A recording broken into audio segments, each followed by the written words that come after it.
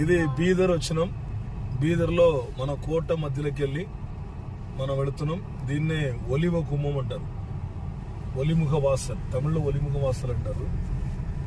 బైబిల్లో దీన్నో భవనం యొక్క గుమ్మం అంటారు. బీదర్ లోపలికి వచ్చాం. బీదర్ మొత్తం ముస్లిమ్స్ ఏరియా అనమాట. ఎక్కువ 90% వాళ్ళే ఉంటారు. అయితే దూరంగా కనబడుతున్నటువంటి కార్యం కోట అన్నమాట. అంటే మనకి కోట గుమ్మం నుంచి మళ్ళా గోడ దగ్గరికి పోవడానికి, అంటే కోటకు వెళ్ళడానికి లోపల దాదాపు ఒక 1/2 కిలోమీటర్ దూరం ఉంది. సో ఇక్కడ ఒక క్లాక్ పెట్టారు వాళ్ళు. క్లాక్ అంటే ఆ కాలంలోనే ఒక రౌండ్ వాచ్ పెట్టి, అంటే జనాలకు మంచి పేరు పెట్టారు.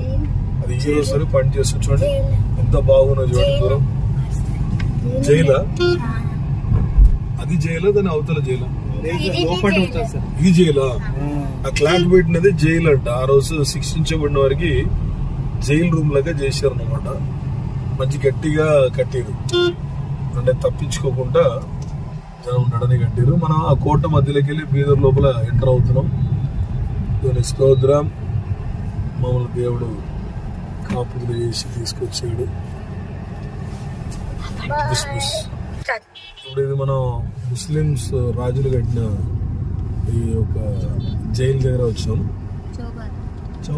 జోబార్ అంటారంట. దీనిలో ఆ రోజు చేసిన నేరస్తులను బంధించడానికి రాళ్ళ చేత కట్టిపెట్టేది. అంటే స్టేట్ రైట్ కదా, స్టేట్.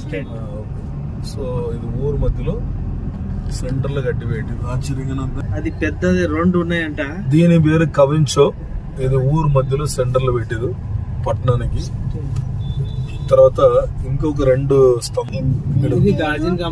ఇది ఒక పాత భవనం. ఇది ఒక భవనం అనమాట. ఈ భవనంలో 2 స్తంభాలు ఉండేది. దానిలో ఒక స్తంభము ఇది మెరుపులు వచ్చి కింద పడ్డాయి. ఒక స్తంభం అలాగనే ఉందన్నమాట. ఆ పాత బిల్డింగ్ లో ఈ రోజు కూడా నమాజులు అన్ని చేస్తారు. మీన్స్ కోట అంటే చూసే ప్లేస్ గా పాతకాలం.